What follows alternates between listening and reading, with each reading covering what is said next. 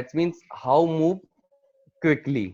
It is the ability to move or change direction from one position to another position. Like जो हम zigzag running करते हैं normally, उसमें हमें direction as soon as possible, जितनी जल्दी हो सकता है वो चेंज करना होता है, तो वही एजिलिटी होगी।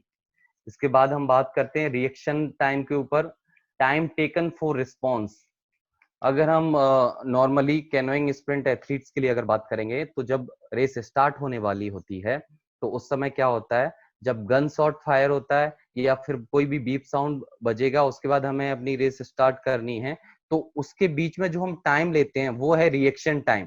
और रिएक्शन टाइम में सबसे ज्यादा वर्क होता है आई हैंड कोऑर्डिनेशन का। जैसे मैं साउंड नहीं देगा उसके पेडलिंग स्टार्ट कर देनी है। मतलब अगर हमारा रिएक्शन टाइम अच्छा होगा, रिएक्शन टाइम स्ट्रेंथ अच्छी होगी, तो फिर हम बहुत जल्दी स्टार्ट कर सकते हैं और दूसरों जो प्लेयर्स हैं उनकी अपेक्षा हमें फायदा ही मिलेगा उसका। अब the third point is balance. Balance is the ability to stay upright, stay in control of body movement. Balance दो प्रकार के होते हैं, पहले तो आप ये जान लीजिए। बैलेंस होते हैं, फर्स्ट होता है static balance and the second one is dynamic balance.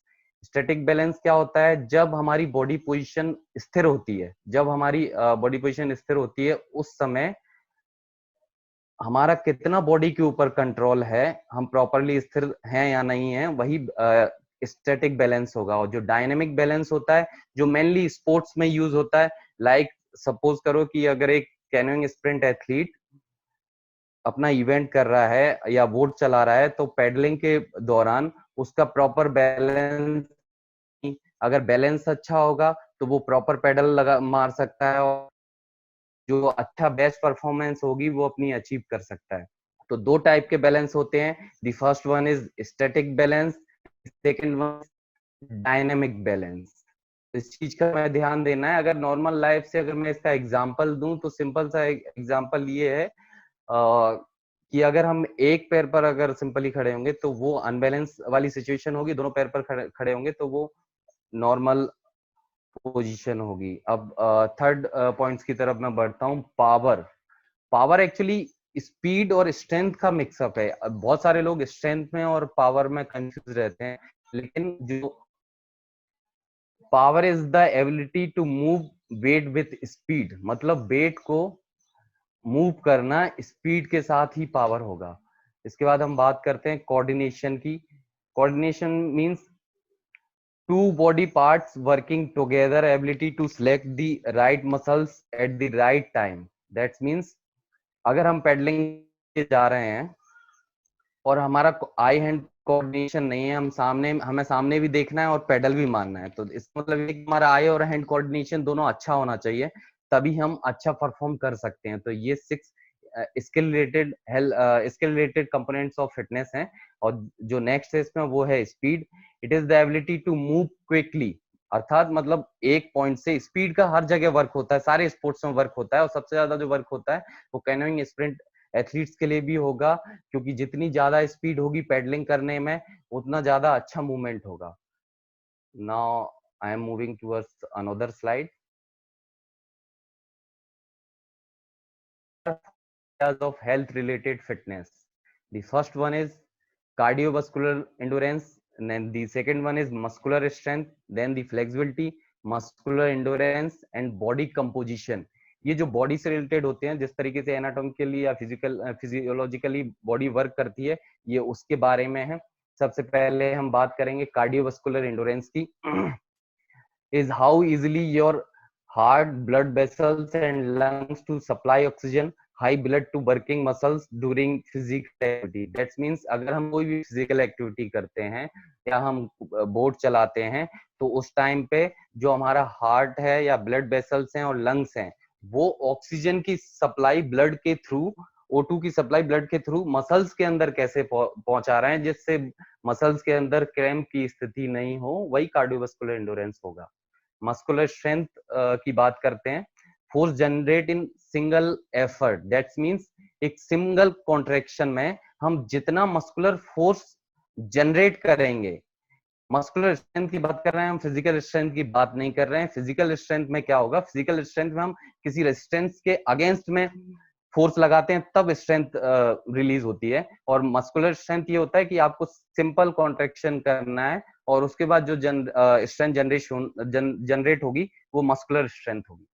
Okay, और जो फिजिकल स्ट्रेंथ है वो अच्छा एग्जांपल है पेडलिंग का। फ्लेक्सिबिलिटी की अगर हम बात करते हैं तो we all know it's range of motion, ability to joint to move freely, complete range of motion. Okay, और जितनी बॉडी ज्यादा फ्लेक्सिबल होगी, जितनी फ्लेक्सिबिलिटी हम वर्कआउट के बाद ज्यादा करेंगे वो बहुत ज्यादा हेल्पफुल होगा। अगर हमारी फ्लेक्सिबिलिटी होगी तो हमारे आर्म्स भी इजीली वर्क कर सकते हैं, इजीली पेडलिंग कर सकते हैं। उसके बाद हम बात करते हैं मस्कुलर एंडोरेंस की, जैसा कि हमारा टॉपिक भी आज muscular endurance. Okay, what is muscular endurance? Is the ability of muscles to repeated contraction. That's means muscular या फिजिकल स्ट्रेंथ में हम क्या कर रहे थे, सिंपल एक बार मसल्स का कॉन्ट्रैक्शन कर रहे थे।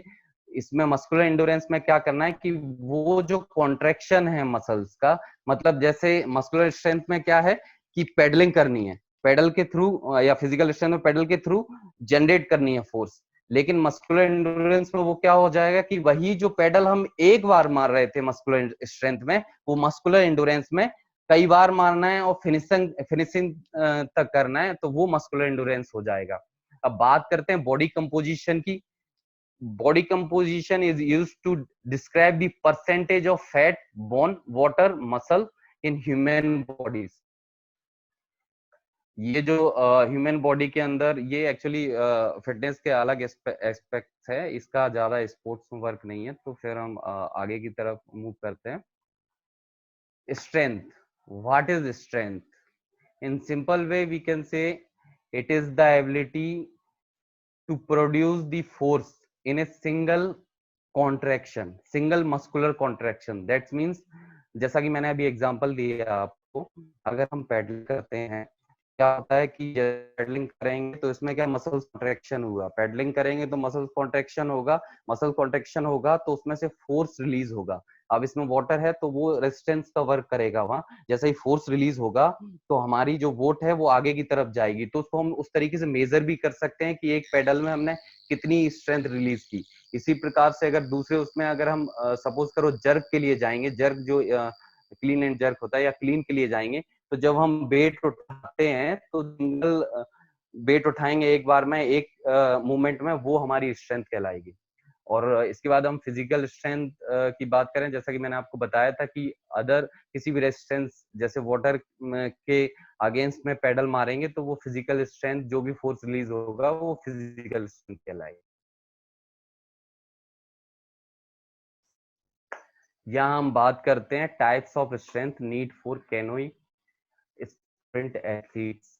ये कुछ स्ट्रेंथ हैं। दी first one is strength endurance. इसके बारे में हम आगे डिस्क्राइब करेंगे, हर स्ट्रेंथ के बारे में एक एक स्लाइड से, तो वो मैं आपको अच्छे से बता दूंगा। तो दी first one is strength endurance, the second one is explosive strength, the third one is maximum strength, speed strength, starting strength and agile strength.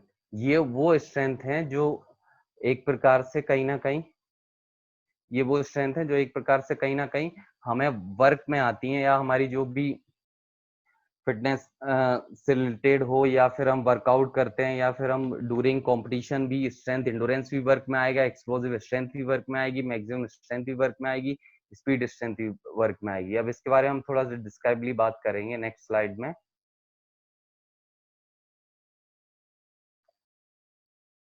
The first one is strength endurance. It is the ability to maintain muscular contraction or a constant level of muscular force for extended period of time. That means strength endurance, अगर हम एक ही contraction कर रहे हैं, जैसा कि मैंने अभी आपको बताया था कि हम सिंपली पैडलिंग कर रहे हैं, एक बार अगर पैडलिंग करेंगे तो वो एक एबिलिटी होगी मस्कुलर स्ट्रेंथ को जनरेट करने की। लेकिन हमें एक्सरसाइज कर करके क्या करना है, हमें उसके थ्रू उसमें माहिर हो जाना है। जब हम माहिर हो जाएंगे तो वो पेडलिंग हम कंटिन्यूसली, जो एक बार में हम मैक्सिमम फोर्स या मैक्सिमम स्ट्रेंथ या एक्सप्लोसिव स्ट्रेंथ जनरेट कर रहे थे, वही कॉन्ट्रेक्शन हम कंटिन्यूसली करते हैं। जैसे एक ही मूवमेंट हम एक बार पेडलिंग कर रहे हैं तो बार बार पेडलिंग करते रहते हैं, तो वो जो स्ट्रेंथ होगी वो स्ट्रेंथ एंडोरेंस कहलाएगी। अगर हम इसका वर्कआउट करेंगे तो जो कंटिन्यूस पैडलिंग में हमें थकावट आती है, लैक्टिक एसिड जल्दी रिलीज हो जाता है, तो वो लैक्टिक एसिड जल्दी रिलीज नहीं होगा। और प्रॉपरली इसका फायदा ये है कि अगर हम स्ट्रेंथ एंडोरेंस का वर्कआउट बाहर भी करेंगे, नॉर्मली जिम के अंदर या फिटनेस के अंदर करेंगे, तो उसका अगर हम ड्यूरिंग कंपटीशन भी पार्टिसिपेट कर रहे हैं तो जो सप्लाई होगी या न्यूट्रिएंट्स वगैरह जो भेजे जाएंगे ड्यूरिंग कंपटीशन, या सप्लाई होगी ऑक्सीजन की, तो वो बहुत ज्यादा होगी बॉडी को, और बॉडी के अंदर थकावट नहीं आएगी। तो ये स्ट्रेंथ एंडोरेंस के फायदे हैं। और it is also helpful in good postural stabilization. That means जब हमारा कंपटीशन चल रहा है और उस टाइम पे हम गुड पोस्चर बना के अगर रखते हैं तो ये स्टेबलाइजेशन में हेल्पफुल होगा। किस प्रकार से हेल्पफुल होगा कि अगर हम स्ट्रेंथ एंडोरेंस की प्रैक्टिस करेंगे तो हमारी जो बॉडी मूवमेंट है वो एकदम स्टेबल रहेगा, स्टैटिक पोजीशन में रहेगा, सिर्फ आर्म्स का वर्क होगा और बाकी का जो अदर वर्क है वो नहीं होगा।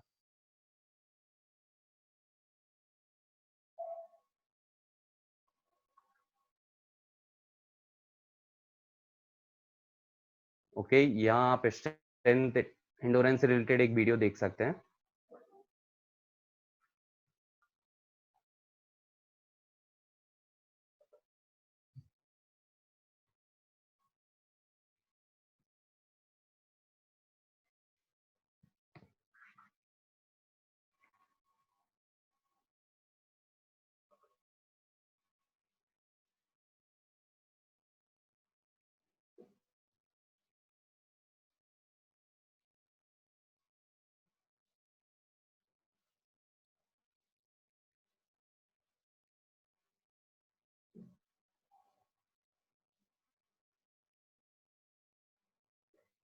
इसमें आप देख इसमें आप देख सकते हो कि एक ही मूवमेंट बार बार हो रहा है और बहुत क्विकली हो रहा है। ये इस टाइप की ट्रेनिंग आपको करनी पड़ेगी जिससे कि आपको ज्यादा थकावट वगैरह ना हो ड्यूरिंग कंपटीशन। और ये जो मूवमेंट अगर एक बार स्टार्ट हो जाता है, इसको किस तरीके से स्ट्रेंथ एंडोरेंस को बढ़ाना है वो भी मैं आपको अगली स्लाइड में बताऊंगा।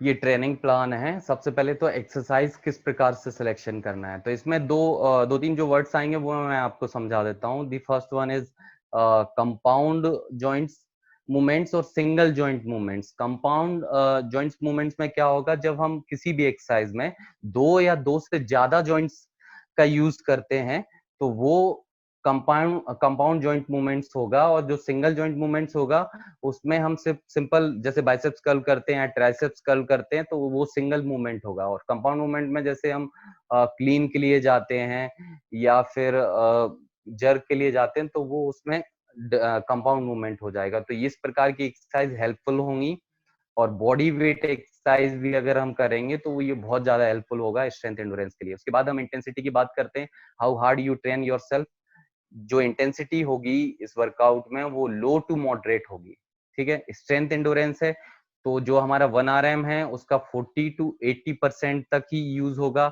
या उसी जैसे अगर सपोज करो कोई बिगनर प्लेयर है, या जैसा कि मैं आपको बता दूं जो 0 to 6 male 0 to 6 female active start वगैरह है, उनके लिए फंडामेंटल फाउंडेशंस जो होता है 6 to 11 6 to 12 training to train, ये जो बच्चे हैं उनके लिए आप 10 to 40% तक भी 1 RM का दे सकते हो इंटेंसिटी का। लेकिन जो एडवांस एथलीट हैं जो एक्टिव फॉर लाइफ और ट्रेनिंग टू थ्री हैं, उनको आप 80% जाके इंटेंसिटी दे सकते हो ड्यूरिंग वर्कआउट। और सबसे बड़ी चीज ये है कि आपको ग्रेजुअली इसको स्लो टू मॉडरेट तक जाना है। टेम्पो का मतलब होता है कि इसमें आप टेम्पो वर्ड है, टेम्पो का मतलब होता है कि जो हम रेपिटेशंस लगा रहे हैं, इसमें रेपिटेशंस दिखाएगी 10 रेपिटेशंस लगाना है आपको वर्कआउट में। वर्कआउट में आप कोई भी एक्सरसाइज स्ट्रेंथ एंडोरेंस की डाल सकते हो उसमें। ये उसको करने का तरीका है कि किस तरीके से करना है आपको। तो इसमें 10 रेपिटेशंस या उससे ज्यादा रेपिटेशंस होंगी। जहां एंडोरेंस की बात आ जाती है वहां रेपिटेशंस ज्यादा ही होती हैं, जबकि जो इंटेंसिटी होती है वो लो टू मॉडरेट होती है। अब बात करते हैं हम टेम्पो की। कंस्टेंट, स्लो टू मॉडरेट, मतलब हमें स्लो से स्टार्ट करना है और मॉडरेट तक खत्म करना है। टेम्पो का मतलब होता है कि how you fast you perform quickly. Repetitions मतलब सेट्स की बात नहीं कर रहा हूं मैं, रेपिटेशंस 1 to 10 अगर हम परफॉर्म कर रहे हैं तो एक से जो दूसरी रेपिटेशन है उसके बीच में जो टेम्पो होगा वो लो टू मॉडरेट होगा। मतलब बहुत जल्दी नहीं जाना है उस रेपिटेशन के लिए, आप बहुत स्लो, बहुत स्लो नहीं जाना है।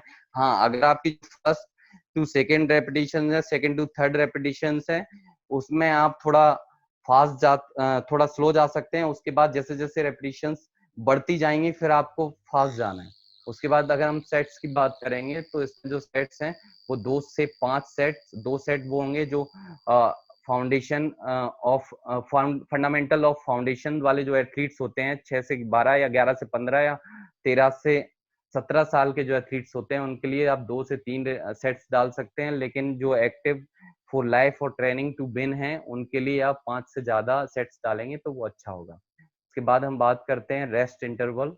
जो 2 सेट्स के बीच में रेस्ट होगा वो 30 to 60 सेकेंड्स का ही होगा, उससे ज्यादा नहीं होगा। अगर जो कम एज वाले एथलीट्स हैं या बिगिनर एथलीट्स हैं उनको आप 30 सेकेंड दे सकते हैं, और जो एडवांस एथलीट्स हैं उनको आप 60 सेकेंड दे सकते हैं। या इसके अलावा आप ये भी कर सकते हैं कि जो रेपिटेशंस हैं फर्स्ट सेट और सेकंड सेट के बीच में जो गैप देना है वो आप 30 सेकेंड्स का दीजिए, फिर धीरे धीरे ग्रेजुअली उस रेस्ट टाइमिंग को बढ़ा सकते हैं। Explore produce a maximal amount of time. That means it is the ability to contract muscles contraction in a and it produce the maximum force in a minimum time. इसका मतलब ये होता है कि आपको एक बार कॉन्ट्रैक्ट करना है मसल्स को और जो मिनिमम टाइम है उसके अंदर मैक्सिमम फोर्स को जनरेट करना है, वही एक्सप्लोसिव स्ट्रेंथ होगी।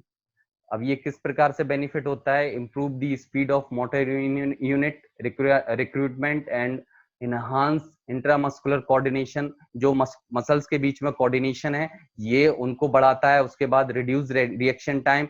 सिंपल सी चीज है, अगर हम एक्सप्लोसिव स्ट्रेंथ अगर हमारे अंदर अच्छी होगी तो जब हम स्टार्ट करते हैं कोई भी कॉम्पिटिशन, कोई भी बोर्ड, तो उसमें फायदा ये होगा रिएक्शन टाइम हमारा अपने आप कम हो जाएगा, क्योंकि जो एक्सप्लोसिव स्ट्रेंथ है हमें सिंगल कॉन्ट्रेक्शन में एकदम से कम टाइम में ज्यादा से ज्यादा फोर्स जनरेट करना वाटर के ऊपर पेडल के थ्रू। तो फायदा ये होगा कि जो रिएक्शन टाइम वो कम हो जाएगा। उसके बाद आप बात करते हैं कि improve the resiliency of muscles and connective tissue. Active type 2 muscles fiber, 2 type के मसल्स फाइबर होते हैं, type 1 muscle fiber and type 2 muscle fiber.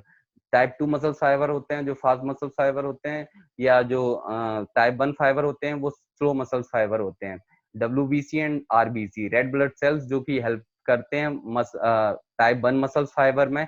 Type 1 muscle fibre जो शॉर्ट ड्यूरेशन वाली एक्टिविटीज होती हैं या जो शॉर्ट इवेंट होते हैं या जो कम डिस्टेंस वाले इवेंट होते हैं उनमें हेल्पफुल होते हैं। और जो टाइप 2 मसल फाइबर्स होते हैं वो जो लॉन्गर ड्यूरेशन वाली एक्टिविटीज होती हैं उनमें हेल्पफुल होते हैं।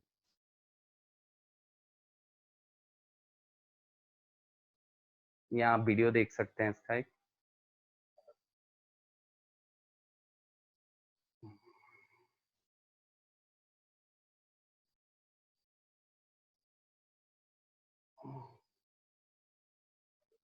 ये एजिलिटी, स्ट्रेंथ और एक्सप्लोसिव स्ट्रेंथ का बहुत अच्छा देखो।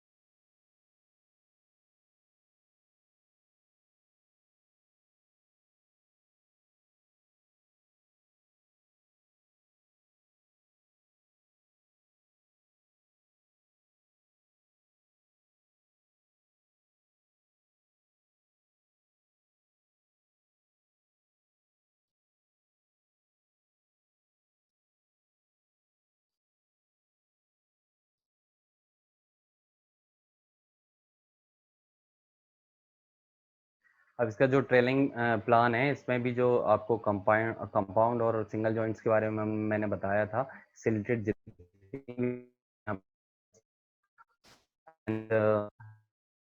वैरायटी ऑफ फ्री वेट्स भी आप इसमें डाल सकते हैं। इंटेंसिटी जो होगी वो आपकी 80 टू 90% होगी 1 RM की, क्योंकि आपको पता है एक्सप्लोजिव स्ट्रेंथ में हमें मैक्सिमम स्ट्रेंथ से जस्ट थोड़ा सा 10% कम इंटेंसिटी ही यूज करनी है इसमें। इसके बाद अगर हम वर्कआउट के लिए जाएंगे तो इसमें जो रेपिटेशंस होंगी बहुत ज्यादा नहीं होंगी, 1 to 6 is enough, are enough. And जो टेम्पो होगा, मतलब जो रेपिटेशंस के बीच में गैप होगा, सेट्स के बीच में नहीं सर, जो रेपिटेशंस के बीच में गैप होगा वो जितना फास्ट होगा, मतलब जितना कम से कम होगा वो उतना ज्यादा फायदेमंद है। अब उसके बाद अगर हम सेट्स की बात करेंगे, तो हम किसी भी वर्कआउट के लिए या प्लायोमेट्रिक एक्सरसाइज वगैरह के लिए भी जा रहे हैं हम, तो उसमें जो सेट्स होंगे वो 2 से 5 होंगे, ये एज ग्रुप के हिसाब से और एथलीट्स किस लेवल का है उसके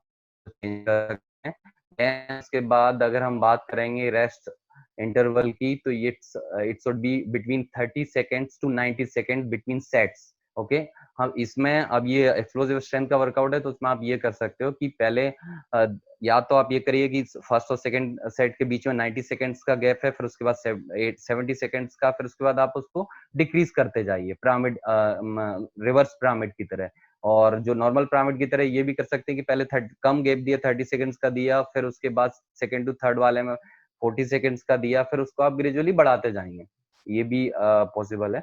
आप दोनों तरीके से एक्सप्लोसिव स्ट्रेंथ का वर्कआउट करवा सकते हैं अपने एथलीट्स। और maximum strength, the highest level of muscle force that can be produced, maximum strength, is the ability of a muscles or a specific group of muscles to recruit, engage all motor units to generate maximum tension against an external resistance. That means the maximum force muscles can exert in a single maximum voluntary contraction. इसमें muscles का जो contraction होता है वो voluntarily होता है, और इसमें आपको सिंगल जॉइंट में मैक्सिमम जितनी स्ट्रेंथ है आपको उतनी स्ट्रेंथ आपको जनरेट करनी है। सबसे बड़ी बात ये होती है कि जो हम इवेंट फिनिश करने वाले होते हैं, तो उसमें मैक्सिमम स्ट्रेंथ का लास्ट में बहुत वर्क पड़ता है, कि हम ट्राई करते हैं कि जितनी ज्यादा स्ट्रेंथ होती है उतना ज्यादा उसको यूज कर सके। तो इसका प्रॉपरली अगर तो के लास्ट में फिनिशिंग में बहुत हेल्प मिलेगी।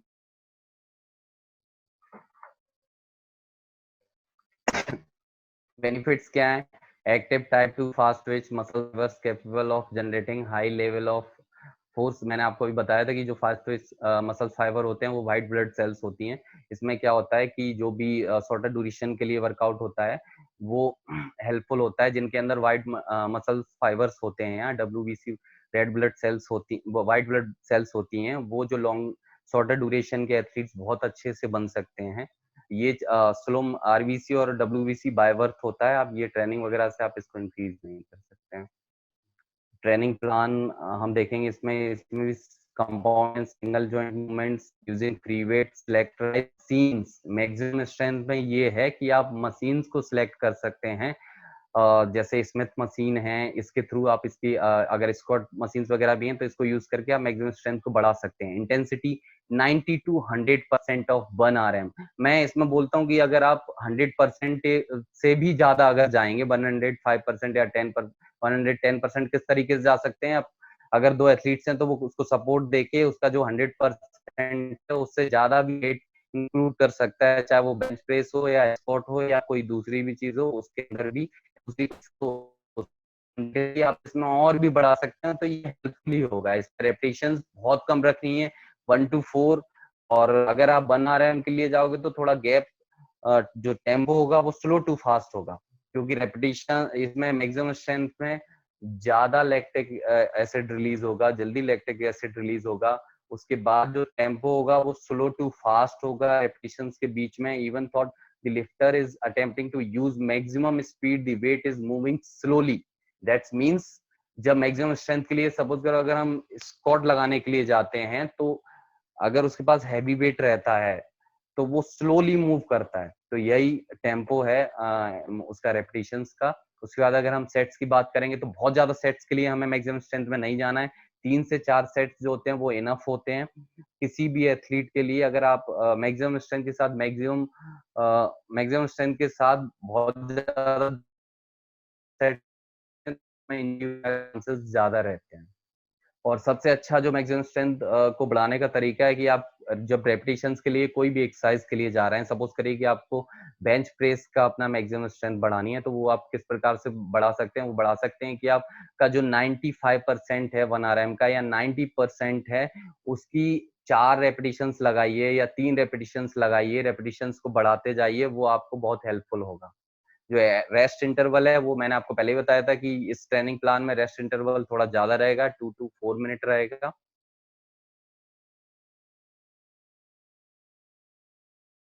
Speed strength, speed strength, the maximum force capable of being produced during a high speed movement, that means जब हमारी बॉडी हाई मूवमेंट में है या स्पीड मूवमेंट में है तो हमारी बॉडी कितनी स्ट्रेंथ जनरेट कर सकती है, वो स्पीड स्ट्रेंथ होगा। और अगर हम प्रैक्टिस अगर स्पीड स्ट्रेंथ की अगर अच्छे से प्रैक्टिस करेंगे तो जो मिडिल फेज आता है रेस का, तो वो स्पीड स्ट्रेंथ उसके लिए बहुत ज्यादा हेल्पफुल होगी।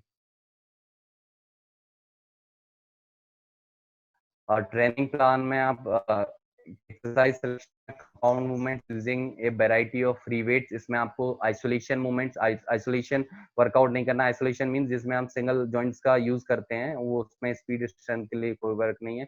अनलोडेड बॉडी वेट मूवमेंट्स कर सकते हो आप इसमें, इंटेंसिटी जो रहेगी वो 30 to 50% रहेगी 1 RM का।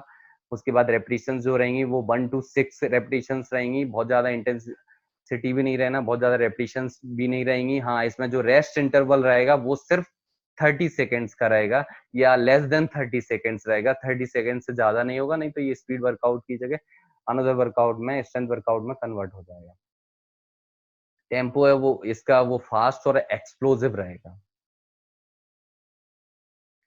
अब स्टार्टिंग स्ट्रेंथ की बात अगर हम इसमें करेंगे तो ये produce force at beginning of a movement without momentum और a pre stretch to load mechanical energy start moving from stationary position. That means जब दो प्रकार की पोजीशन होती है, एक स्टैटिक और एक डायनेमिक। स्टैटिक पोजीशन में क्या होता है, बॉडी हमारी स्थिर रहती है। डायनेमिक पोजीशन में क्या होता है, जब हमारी बॉडी मूवमेंट में रहती है।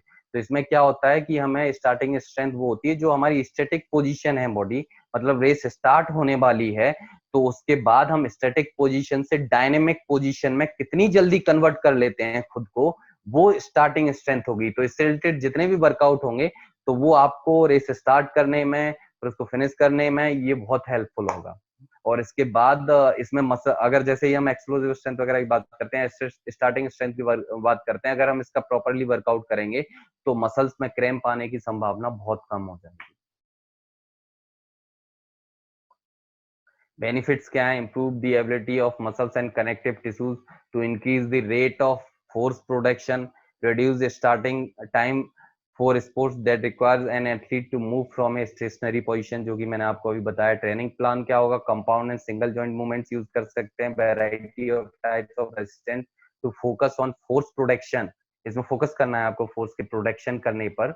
और initially ROM from a stationary position, मतलब मूवमेंट पोजीशन में आना है आपको, डायनेमिक पोजीशन में आना है स्टेशनरी पोजीशन से। इंटेंसिटी क्या रहेगी इसकी? 50 to 90% रहेगी। ये आप मैंने पहले ही बताया कि ये एथलीट्स की लेवल के ऊपर डिपेंड करता है कि आप उसको कितनी इंटेंसिटी दे रहे हैं, या फिर धीरे धीरे आप उसकी इंटेंसिटी बढ़ा भी सकते हैं। रेपिटेशंस रहेंगी वो 1 to 6 रेपिटेशंस रहेंगी। टेम्पो फास्ट और एक्सप्लोसिव होगा। अगर हम कोई भी चीज स्टार्ट करने की बात करते हैं तो उसमें जो टेम्पो रहेगा वो हमेशा फास्ट और एक्सप्लोसिव ही होगा। सेट्स की अगर हम बात करें तो 2 to 6 सेट्स होंगे और rest interval 45 second to 3 minutes का होगा।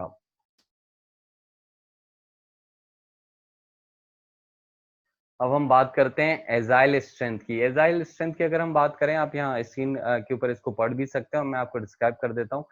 How quickly we change our body direction, that means अगर हम एक डायरेक्शन में हैं तो उसके बाद बॉडी को तुरंत दूसरे डायरेक्शन में कमांड मिलने पर कितनी जल्दी चेंज कर लेते हैं, वो एजाइल स्ट्रेंथ होगी। Traditional strength training focus on producing a shortening muscle action to move a load through a single plane of motion. अब इसके बाद मैं आपको ये वीडियो दिखाऊंगा जिसमें एजाइल स्ट्रेंथ का बहुत अच्छा एग्जांपल है ये।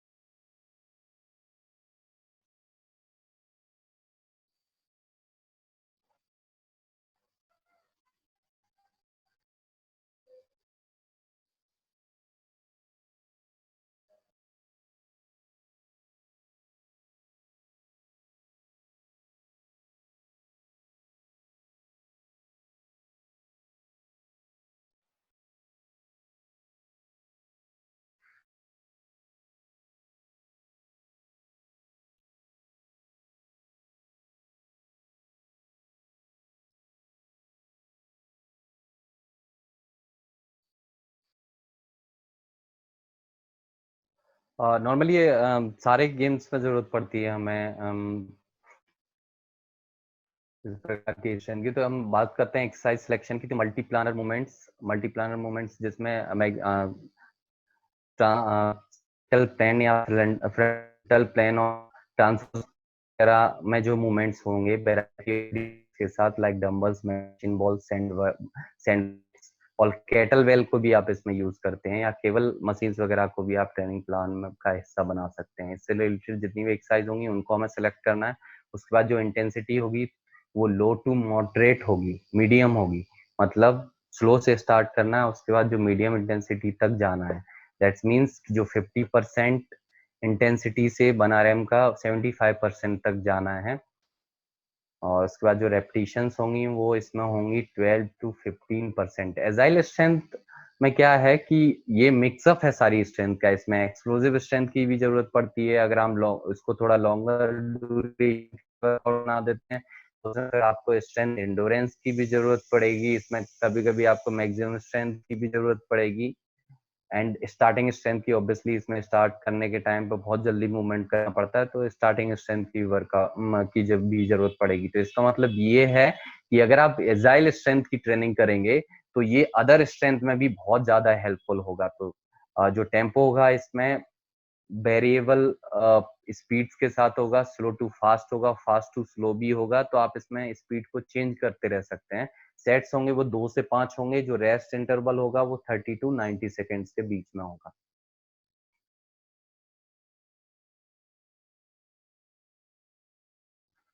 ये फिट प्रिंसिपल्स वगैरह हैं कुछ जो आपको वेट ट्रेनिंग वगैरह देते समय आपको ध्यान रखना है अपने प्लेयर्स को। ये आपको आगे भी काम में आएंगे, जो अगली स्लाइड्स वगैरह आने वाली हैं, इसलिए मैंने आपको पहले ही डिस्क्राइब करने वाला हूँ। FITT, frequency, intensity, time and type. सबसे पहली चीज तो frequency, how often you train your self और your players, your athletes. That's means कि आप वीक में कितने दिन एक प्लेयर को ट्रेन करते हो। जो नॉर्मल एथलीट्स होता है उसको 2 से 3 दिन भी अगर हम ट्रेन करेंगे तो काफी होता है, लेकिन कैनोइंग स्प्रिंट एथलीट्स के साथ ऐसा नहीं है। इसमें क्या है कि हमें स्ट्रेंथ की और एंडोरेंस की बहुत ज्यादा जरूरत पड़ती है। अगर हम ऑफ सीजन में हैं तो एटलीस्ट ट्राई करिए कि आप 5 डेज भी जा सकते हैं तो जिम के अंदर जाइए, या फिर आउटडोर एक्टिविटीज वगैरह भी, outdoor like circuit training method वगैरह भी यूज करके आप ट्रेनिंग करवा सकते हैं। डिफरेंट डिफरेंट टाइप की एक्सरसाइज डाल सकते हैं, एनाएरोबिक एक्सरसाइज डाल सकते हैं जो शॉर्ट ड्यूरेशन की होती है, जिनमें ऑक्सीजन की प्रेजेंस कम होती है, वो एनाएरोबिक एक्सरसाइज होती हैं। जो एरोबिक एक्सरसाइज होती है वो लॉन्गर ड्यूरेशन की होती हैं, वो भी आप इसमें यूज कर सकते हैं। तो कुल मिला के बात ये है कि फ्रिक्वेंसी जो होगी वो एक नॉर्मल नॉर्मल एथलीट्स की बात कर रहा हूँ मैं। एडवांस एथलीट्स के लिए तो 5 डेज की होगी, और नॉर्मल एथलीट्स के लिए वो होगी सिर्फ 3 to 4 डेज की वीक में वर्कआउट करने की। Intensity how hard you train, that means कितना इंटेंसिटी आप ड्यूरिंग एक्टिविटी डाल रहे हैं। टाइम ड्यूरेशन, टाइम ड्यूरेशन जो होगा वो बहुत ज्यादा, मतलब जैसे उसमें एक सेशन में कितना टाइम ड्यूरेशन है, मैक्सिमम ज्यादा से ज्यादा आप ट्राई करिए 2 से 3 घंटे का टाइम ड्यूरेशन रहेगा, दैट्स इनफ। उससे ज्यादा ना हो और 1 घंटे से कम टाइम ड्यूरेशन ना हो। Type the kind of training you do, try करिए कि आपके जो प्लेयर्स हैं, एथलीट्स हैं, कंटिन्यूसली बहुत ज्यादा समय तक एक ही ट्रेनिंग ना दें। जो टाइप्स हैं ट्रेनिंग के वो आप चेंज करते रहिए, बहुत सारे टाइप्स वगैरह मिल जाएंगे आपको। एक ही ट्रेनिंग को करवाने के अलग अलग तरीके से आप उसको अलग अलग एक्सरसाइज के थ्रू, अलग अलग ट्रेनिंग प्लान के थ्रू, अलग अलग सेट्स के थ्रू, सेट्स के बारे में मैं भी और आगे डिस्कस करूंगा, उसके थ्रू आप एक्सरसाइज वगैरह दे सकते हैं। Smart principles, specific, measurable, attainable, relevant, time bound. That means अगर आप एक्सरसाइज कर रहे हैं वो इट शुड बी स्पेसिफिक, मतलब जो भी आपका गोल है उसके लिए स्पेसिफिक होना चाहिए। मेजरेबल मतलब अगर आप किसी भी प्लेयर को एक्सरसाइज देने जा रहे हैं तो इट शुड बी मेजरेबल, मतलब आप मेजर कर सको कि उसने कितना वर्कआउट किया। अटेनेबल मतलब जिस एज के हिसाब से, सपोज करिए अगर हम एक्टिव स्टार्ट या फंडामेंट टल्स ऑफ फाउंडेशन, जो 6 से 12 साल के बच्चे हैं, अगर उन्हें हम हैवी वेट वर्कआउट दे देंगे तो सिंपल सी चीज है वो नहीं कर पाएंगे उसको। तो it should B attainable for player. Relevant होना चाहिए, रिलीवेंट किस प्रकार से होना चाहिए कि अगर हम एक्सप्लोजिव स्ट्रेंथ के लिए जा रहे हैं तो फिर एक्सप्लोजिव स्ट्रेंथ का ही वर्कआउट हो। टाइम बाउंड फिक्स हो, बहुत ज्यादा टाइम उसको लेंथी ना हो, बहुत ज्यादा शॉर्ट ड्यूरेशन ऑफ टाइम भी ना हो। Type of exercise for canoeing sprint athletes in development phases, ये फेजेस हैं। ये मैंने 24 अप्रैल को जो सर ने क्लास ली थी उसमें से लिया है रेफरेंस के तौर पर। फेजेस हैं मेल और फीमेल के लिए। एक्टिव स्टार्ट 0 to 6 एज रहेगी। इसमें टाइप्स ऑफ एक्सरसाइज आप किस प्रकार की एक्सरसाइज दे सकते हैं, नॉर्मली आप इसमें रिक्रिएशनल गेम्स दीजिए। रिक्रिएशनल गेम्स के थ्रू आप इस प्रकार के रिक्रिएशनल गेम्स दीजिए जो हेल्पफुल हो आपके गेम से रिलेटेड। और उसके बाद अगर हम फंडामेंटल एंड फाउंडेशन एज की बात करेंगे तो इसमें हम कैलिस्थेनिक एक्सरसाइज वो होती हैं जो जिनमें हम फ्री वेट एक्सरसाइज करते हैं, मतलब उसमें सिर्फ बॉडी वेट के थ्रू एक्सरसाइज कर सकते हैं, हैवी वेट वगैरह लेने की उसमें जरूरत नहीं है, डंबल्स लेने की जरूरत नहीं है। वो कैलिस्थेनिक एक्सरसाइज आप दे सकते हैं fundamental and foundation age group वाले बच्चों को। ट्रेनिंग टू ट्रेन के लिए जो रेडी होते हैं 11 to 15 और 12 to 16 for female. Avoid weight exercise, ये इस चीज का याद रखिए कि जो स्पाइनल कॉर्ड पर वर्कलोड आने वाला है, कि जो हैवी स्क्वाट्स वगैरह है वो हमें लर्निंग टू कम्पीट और ट्रेनिंग टू ट्रेन वाले एथलीट्स को नहीं देना है किसी भी कंडीशन में, क्योंकि उसमें फिर स्पाइनल कॉर्ड की इंजरी के चांसेस बहुत ज्यादा रहते हैं इस एज में। एरोबिक एक्सरसाइज वगैरह जो लॉन्ग ड्यूरेशन वाली एक्सरसाइज हम वो दे सकते हैं। आप ट्राई करिए कि अगर आप वर्कआउट वगैरह के लिए भी देते हैं, अगर आपको नॉर्मली क्लीन और स्नेच बहुत अच्छी है, जर्क वगैरह बहुत अच्छी एक्सरसाइज है जो नॉर्मली पेडलिंग वगैरह में हेल्पिंग होती है, तो इसको आप बारवेल की जगह ट्राई करिए। जो बेम्बू होता है, जो बांस वाला जो लट टाइप का होता है, वो उसको आप यूज कर सकते हो बारवेल की जगह पे वर्कआउट कराने के लिए। अब training to compete isokinetic and isolation and compound exercise, मैंने आपको बताई कंपाउंड एक्सरसाइज वो होती हैं जिनमें 2 या 2 से ज्यादा जॉइंट्स का इन्वॉल्वमेंट होता है। आइसोलेशन वो होती हैं जिनमें सिंगल जॉइंट का इन्वॉल्वमेंट होता है। और आइसोकाइनेटिक वो एक्सरसाइज होती हैं जो फिक्स रेंज ऑफ मोशन उनमें होता है, जो हम मशीन्स के थ्रू करते हैं, वो आइसोकाइनेटिक एक्सरसाइज होंगी। कंपाउंड एक्सरसाइज का use sprint canoeing sprint athletes के लिए ज्यादा होगा, क्योंकि उसमें दो से ज्यादा जॉइंट्स का मूवमेंट होता है। उसके बाद हम ट्रेनिंग टू विन, अभी हमने FITT और स्मार्ट प्रिंसिपल्स का यूज के बारे में बात की थी, उनका यूज करके हम उन्हें स्ट्रेंथ ऑफ वेट ट्रेनिंग दे सकते हैं। और ये सेम एक्सरसाइज फॉलो, यही सेम रूल फॉलो होगा एक्टिव फॉर लाइफ के लिए। Types of method of workout for kayaking and canoeing sprint athletes, ये कुछ सेट्स वगैरह की ट्रेनिंग है, सेट्स वगैरह के मेथड्स हैं जिनको आप एक्सरसाइज के ड्यूरिंग दे सकते हैं। इसमें आप, मैंने अलग से मेंशन किया है बेसिक, इंटरमीडिएट और एडवांस एथलीट्स वगैरह के लिए। इसमें आप इसको एक्टिव स्टार्ट और फंडामेंटल फाउंडेशन में ले सकते हैं जो बिगनर्स होते हैं, और इंटरमीडिएट जो है वो ट्रेनिंग टू ट्रेन और लर्निंग टू कंप्लीट वाले एथलीट्स के लिए ले सकते हैं, और जो एडवांस एथलीट्स के लिए वो है ट्रेनिंग टू विन और एक्टिव फॉर लाइफ के लिए ले सकते हैं। सबसे पहली चीज set system training, pyramiding training भी दो टाइप की होती है, रिवर्स और नॉर्मल पिरामिडिंग। उसके बाद super sets method, try sets method, giant set method and last में HIT ट्रेनिंग। अब इसको हम हमारे पास टाइम कम बचा है तो हम जल्दी जल्दी थोड़ा डिस्क्राइब कर दूंगा मैं आपको। सेट सिस्टम मेथड क्या होता है? सबसे पहली चीज तो आप ऊपर स्लाइड में ऊपर की तरफ देखेंगे तो उसमें नॉर्मली डिस्क्राइब किया गया, और नीचे आप पिक्चर्स देख सकते हैं कि किस प्रकार से हमें ये वर्कआउट करना है। सेट सिस्टम में क्या करना है कि एक single set of each exercise is perform for 8 to 12 repetition. इसमें एक सेट ही परफॉर्म करना है ईच एक्सरसाइज का, हर एक्सरसाइज का, और 8 से 12 रेपिटेशन होंगी जो 75% ऑफ 1 RM होगा।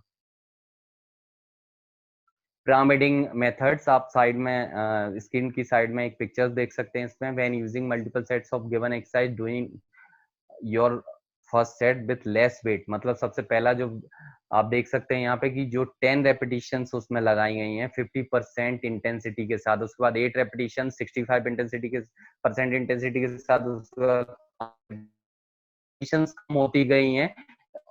के बाद रेपिटेशंस कम होने के साथ साथ जो इंटेंसिटी है वो बढ़ती गई है 50%, 65%, 75%, 85%, 95%। उसके बाद जो उसके साइड में जो है वो रिवर्स पिरामिड है। फर्स्ट में क्या होगा कि हमें सबसे पहले जो हाई मैक्सिमम स्ट्रेंथ, जो मैक्सिमम लोड है वो उठाने के लिए जाना है, उसमें 1 रेपिटेशन माननी है 100 की, उसके बाद 95%, 90%, 80%, 70%। इसी प्रकार से रेपिटेशन कम हो जाएंगी 1 to 2, 1 to 3, 4 to 6, 7 to 10। ये पिरामिडिंग मेथड है एक्सरसाइज का, आप किसी भी एक्सरसाइज में इसको दे सकते हैं, कोई प्रॉब्लम नहीं है, ये हेल्पफुल ही होगा। इसके बाद हम बात करते हैं super set method. Super set method में सबसे पहली चीज तो ये कि इसमें हमें बहुत कम रेस्ट लेना है, और इसमें हम अपोजिंग मसल्स को भी, मसल्स ग्रुप है उसको भी ट्रेन कर सकते हैं। सिंपल सी चीज है कि अगर जो नॉर्मल बॉडी बिल्डर्स वगैरह होते हैं वो हैवी वेट्स वगैरह के साथ जाते हैं, तो इसमें अगर हम अपने प्लेयर और कैनोइंग स्प्रिंट एथलीट्स की बात करें तो हम इसमें लो वेट के साथ जो एंटागोनिस्ट और एगोनिस्ट फॉर्मूला होता है जिसमें होता है कि अपोजिट मसल्स का वर्कआउट नहीं कर सकते, लेकिन सुपर सेट में ऐसा नहीं है, इसको हम दे सकते हैं नॉर्मली लो वेट के साथ।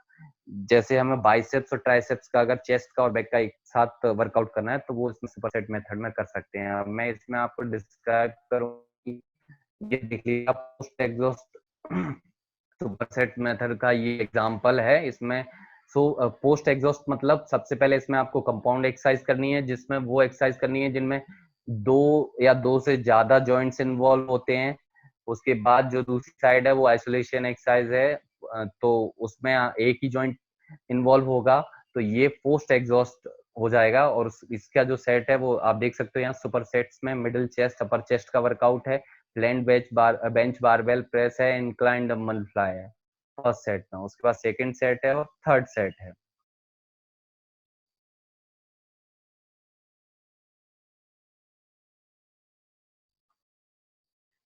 उसके बाद हम बात करते हैं triset method, doing 3 sets in a row for the same body part, मतलब जिसमें एक बॉडी पार्ट के लिए हमें 3 सेट्स में वर्कआउट करना है। एक ही मसल्स के लिए, एक ही मसल के लिए हमें 3 सेट्स बनाने हैं। उसमें जो रेपिटेशंस होंगी वो बहुत ज्यादा नहीं होंगी, मीडियम 4 to 6 रेपिटेशंस हम यूज कर सकते हैं, लेकिन सेट्स जो हैं वो ज्यादा बढ़ जाएंगे, 3 सेट्स रहेंगे।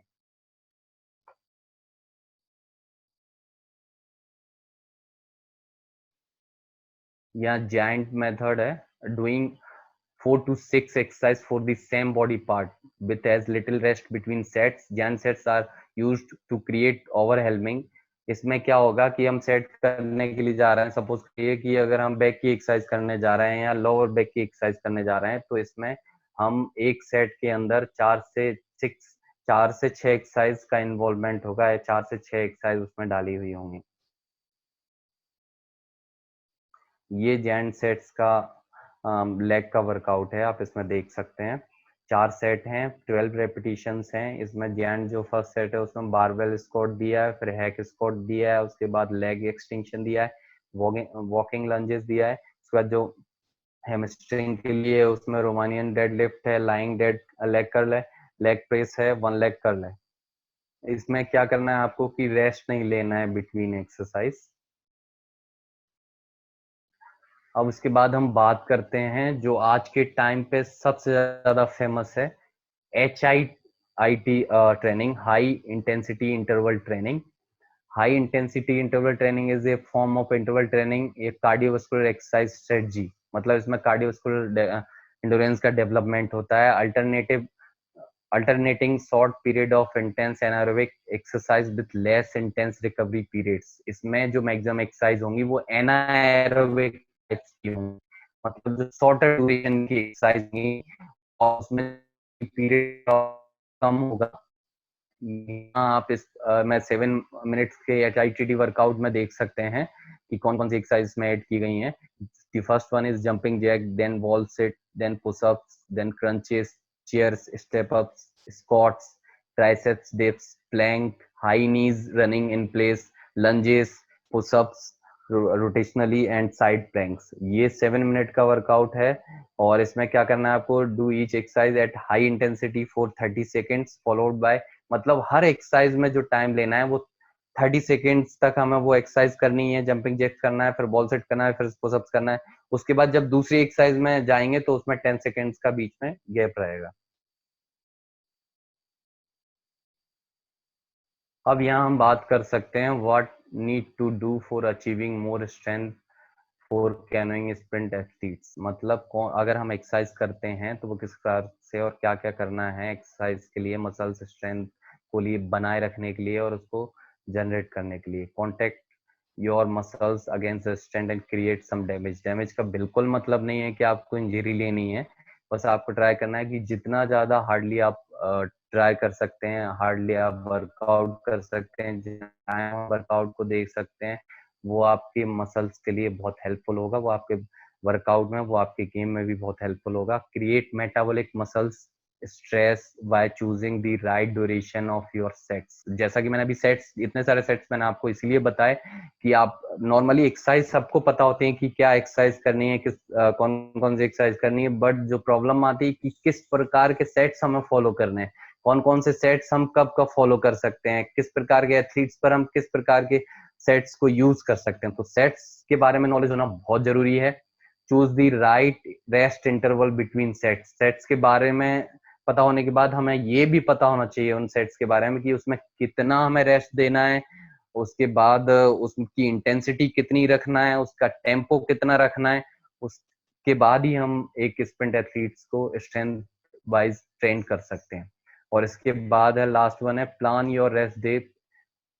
दैट मीन्स आपको प्रॉपर रिकवरी लेनी है. अगर सपोज करिए नॉर्मली हम देखते हैं कि अगर सुबह भी हम वेट ट्रेनिंग का सेशन कर रहे हैं, इवनिंग में भी वेट ट्रेनिंग का सेशन कर रहे हैं, तो उसमें प्रॉब्लम क्या होती है कि जो प्रॉपर एथलीट्स होते हैं उन्हें प्रॉपरली रिकवरी करने का टाइम नहीं मिलता, जिससे क्या होता है कि ओवर यूज हो जाती हैं. ओवर यूज होने के बाद ओवर यूज इंजरीज के चांसेस हो जाते हैं. आपको पता ही होगा इंजरीज के बहुत कॉमन होती है नॉर्मली स्पोर्ट्स में. तो हमें ट्राई करना है कि मैक्सिमम रिकवरी दें हम प्लेयर को, और मैक्सिमम रिकवरी दें उसके बाद ही वर्कआउट करवाएं. नेक्स्ट, ये जो टिप्स है, general tips for breathing properly during exercise, ये बहुत जरूरी है सर. हमें पता होना चाहिए पहली चीज तो ये कि अगर हम प्रॉपरली ब्रीथ नहीं लेंगे ड्यूरिंग एक्सरसाइज तो कभी मैक्सिमम एक्सरसाइज में ये होता है कि वो इतनी हेल्पफुल नहीं होती है. और दूसरी चीज, अगर हम ऑक्सीजन इनटेक नहीं करेंगे तो एक्सरसाइज में जो फटेग आएगा या जो मसल्स के अंदर O2 की कमी होगी, ऑक्सीजन की कमी होगी, वो उसको ब्लड प्रॉपरली कन्वे नहीं कर पाएगा, डायरेक्ट लेके नहीं जा पाएगा लंग्स के थ्रू मसल्स तक. तो ये फिर उसके बाद ब्रेक डाउन होने के चांसेस हो जाते हैं. या है यहाँ किस तरीके से आपको नॉर्मली ड्यूरिंग एक्सरसाइज ब्रीथिंग लेना है, उसके कुछ टिप्स हैं. Relaxing your muscles and mind. सबसे पहली चीज तो आप अगर कोई एक्सरसाइज कर रहे हैं तो उसमें आप अपना जो मसल्स हैं और माइंड को बहुत रिलैक्स करके रखिए. बहुत ज्यादा मतलब थोड़ा बहुत टाइट कर लीजिए, कोई प्रॉब्लम नहीं, लेकिन बहुत ज्यादा टाइट अगर हम कर लेंगे या टेंशन में रहेंगे, पहली चीज अगर कोई प्रॉब्लम होती है और टेंशन साइकोलॉजिकली मेंटली रेडी नहीं रहेंगे तो फिर वो इंजरी के चांसेस बढ़ जाते हैं. तो relaxing your muscles and mind, being aware of your posture and body as you warm up. सबसे पहली चीज तो वार्म अप बहुत ज्यादा जरूरी है. उसके बाद जो पोस्चर पोस्चर होता है बॉडी का ड्यूरिंग एक्सरसाइज, एक्सरसाइज सबको पता है कि किस तरीके से करनी है, लेकिन बॉडी पोस्चर जो होता है वो बहुत कम लोगों को पता होता है कि किस एक्सरसाइज में किस टाइप का बॉडी पोस्चर आएगा। सिंपली जब हम नॉर्मली क्लीन के लिए जाते हैं, क्लीन में क्या होता है कि नॉर्मल अगर हम क्लीन के लिए जा रहे हैं तो क्लीन में क्या होता है कभी कभी कि जो हमारी जो बैक है वो भी हिलती है। तो उसमें हमें ट्राई क्या करना है कि बैक को कंट्रोल करके रखना है, स्टेबल पोजीशन में रखना है, और उसके बाद फिर बारबेल को शोल्डर के ऊपर रिसीव करना है। तो और वो भी रिसीव कैसे करना है कि ग्रेजुअली जैसे यहाँ से बार आ रहा है तो ये शोल्डर है तो शोल्डर के ऊपर नॉर्मली बार आराम से आए, तो और उस टाइम पे बॉडी पोजीशन नीचे की तरफ आएगी जिससे वेट इजीली कन्वे कर पाए या वेट इजीली हैंडल कर पाए बॉडी। तो ये गुड पोस्चर्स वगैरह का ध्यान रखना है। उसके बाद स्टैंड अप राइट और position yourself to breathe from the diaphragm.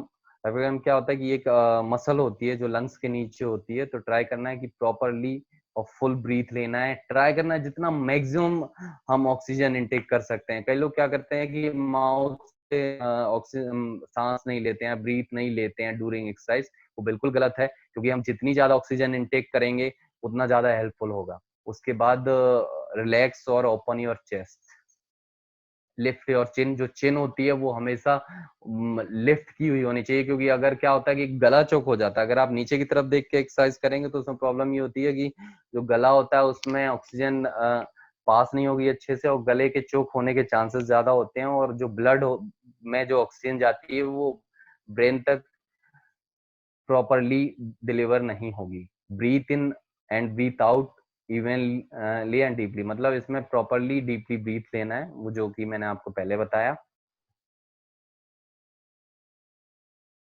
और नाम सेशन इज ओवर। अगर आपको कोई क्वारीज हैं या कोई एनी क्वेश्चंस वगैरह हैं तो वो आप मुझे भेज सकते हैं।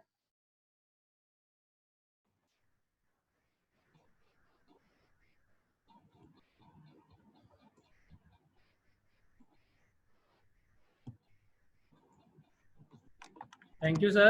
Thank you, Ram Nivas, sir. Okay sir. Now we'll go to the question and answer. Okay sir. You can check the chat box, sir. हाँ हाँ सर, मैं वही चेक कर रहा Yeah. You can reply accordingly. हूँ। Okay sir.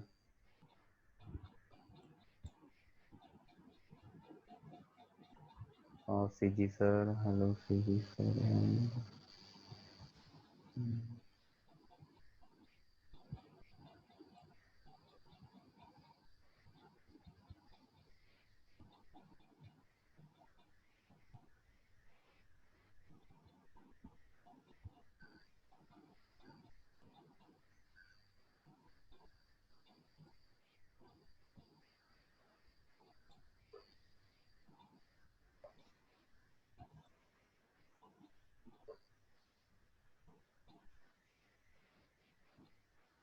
What is the problem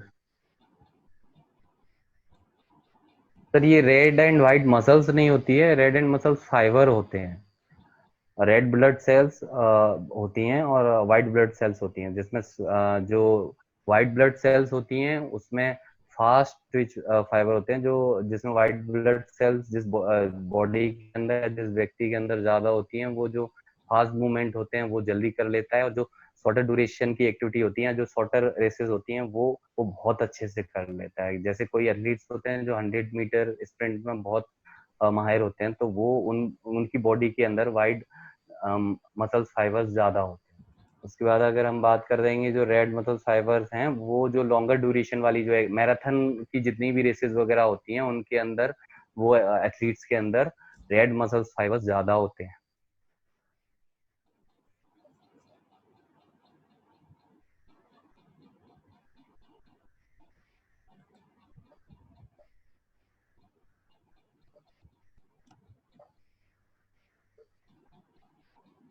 sir ये against words, against anti, against वो antagonist agonist muscles का है सर। उसमें क्या होता है जनरली सिर्फ हम सुपरसेट मेथड में ही एंटागोनिस्ट एगोनिस्ट मसल्स का यूज करके एक्सरसाइज करते हैं। इसमें क्या होता है कि अगर हम चेस्ट का अगर वर्कआउट कर रहे हैं या बाइसेप्स का अगर हम वर्कआउट कर रहे हैं, तो इसकी जो अपोजिट मसल्स है, चेस्ट की जो अपोजिट मसल्स होगी, वो मसल होगी वो बैक होगी, और जो बाइसेप्स की जो अपोजिट मसल होगी वो ट्राइसेप्स होगी। अगर मैं पहले बाइसेप्स कर्ल कर रहा हूँ तो फिर उस टाइम पे ट्राइसेप्स जो होगी वो एंटागोनिस्ट होगी, और जो एगोनिस्ट होगी वो बाइसेप्स मसल्स होगी। और उसमें अब जब ट्राइसेप्स मसल्स का वर्कआउट कर रहा हूँ, ट्राइसेप्स करने के लिए जा रहा हूँ, तो उस टाइम पे एगोनिस्ट मसल होगी वो ट्राइसेप्स होगी, और जो एंटागोनिस्ट होगी वो होगी बाइसेप्स। तो उसमें क्या होता है, मैक्सिमम सुपर सेट के अलावा हम अवॉइड करते हैं दूसरी एक्सरसाइज वगैरह में दोनों सेम मसल्स का वर्कआउट करना, क्योंकि उसमें इंजरीज वगैरह के चांसेस ज्यादा रहते हैं। सुपर सेट में क्या होता है, सुपर सेट में भी मैंने आपको बताया था कि स्पेसिफिकली कितना वर्कआउट करना है, कितना वर्कआउट देना है, कितना रेस्ट देना है दो मसल्स के बीच में, तो वो ज्यादा हेल्पफुल होता है। मैंने आपको बोला था कि उसमें बहुत ज्यादा इंटेंसिटी नहीं रखना है,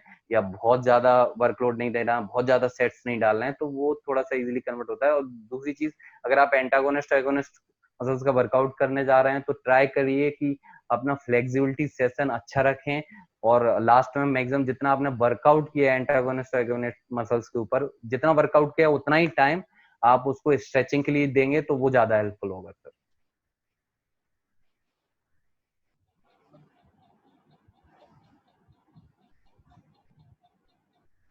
Another question you can see, what effect between set to set long rest? Sir set to set long rest में ये होता है कि सिंपली अगर हम सेट्स के बीच में अगर लॉन्ग रेस्ट लेंगे तो पहली चीज तो ये कि अगर हम स्ट्रेंथ, हेलो, Yeah.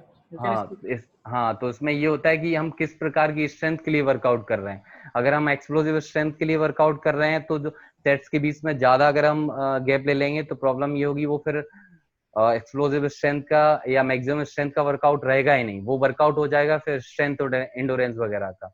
तो इसलिए ट्राई करिए कि जिस प्रकार की आप स्ट्रेंथ का वर्कआउट कर रहे हैं उसके हिसाब से प्रॉपर रेस्ट या रिकवरी लीजिए सेट्स के बीच में। मैंने मेंशन किया है, मैं ये जो स्क्रीन है या पीपीटी है वो मैं शेयर कर दूंगा सर ग्रुप में। Yeah, and the next question is, what is the proportion of red and white fiber? वो सर मैंने बता दिया अभी। Hello Yeah. सर, मैंने इससे पहले क्वेश्चंस में उसी का आंसर दिया, वो बोल दिया मैंने। Okay. What हाँ plan should we follow before 2 months for 200 and 500 meter specific event? Sir specific event 200 और 500 का मेन चीज ये है कि 200 इवेंट्स वगैरह 200 मीटर में ये है कि हम फास्ट और इसमें एक्सप्लोसिव स्ट्रेंथ, मैक्सिमम स्ट्रेंथ वगैरह, स्ट्रेंथ एंड्योरेंस वगैरह, बहुत फास्ट मूवमेंट होगा। तो सबसे पहली चीज तो आपको ये ट्रेनिंग प्लान डिसाइड करना है कि वो ट्रेनिंग प्लान कितने साल का है। आप ओलंपिक ट्रेनिंग प्लान के लिए जा रहे हो या 1 ईयर ट्रेनिंग प्लान के लिए जा रहे हो या 6 मंथ ट्रेनिंग प्लान के लिए जा रहे हो, तो उसके हिसाब से एक्सरसाइज वगैरह अलग अलग होंगी। अगर आप ओलंपिक प्लान के लिए जा रहे हैं तो जो लास्ट के 2 मंथ्स होंगे वो टोटल रेस्ट पर रहेंगे, बहुत ज्यादा आपको भी ट्रेनिंग नहीं करनी है।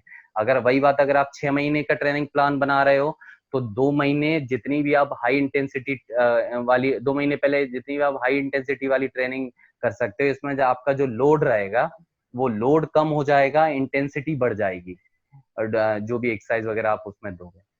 Okay, next question. What is the main fuel storage in slow twitch fiber?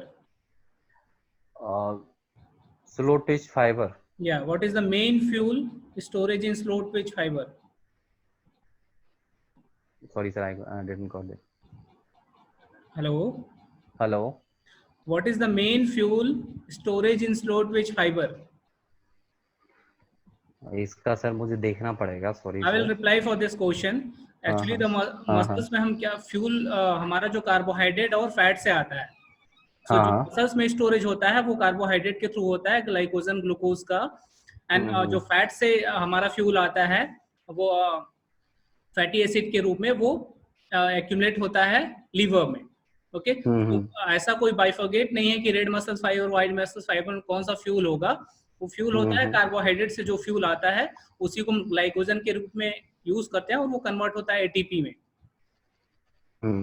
जैसा कि सर विभा मैम ने भी इसमें बताया या होगा, जैसे हम नॉर्मली हम क्या करते हैं कि जो शॉर्टर ड्यूरेशन वगैरह की जो एक्टिविटीज वगैरह होती हैं उसमें तो हम सिंपली कार्बोहाइड्रेट या प्रोटीन वगैरह से एनर्जी ले लेते हैं। जैसे ही हम मैराथन वगैरह के लिए जाएंगे, लॉन्ग या रेड ब्लड सेल्स वगैरह के लिए वही यूज होंगी, क्योंकि अगर लॉन्गर ड्यूरेशन का वर्कआउट होगा तो उसमें होगा फिर हमारा जो फैट होता है वो कन्वर्ट होने लगता है। और अगर प्रॉपरली हम कार्बोहाइड्रेट प्रॉपरली ले रहे हैं और वर्कआउट नहीं कर रहे हैं तो जो कार्बोहाइड्रेट होगा वो फिर फैट में कन्वर्ट हो जाएगा। that will be accumulate as a fat.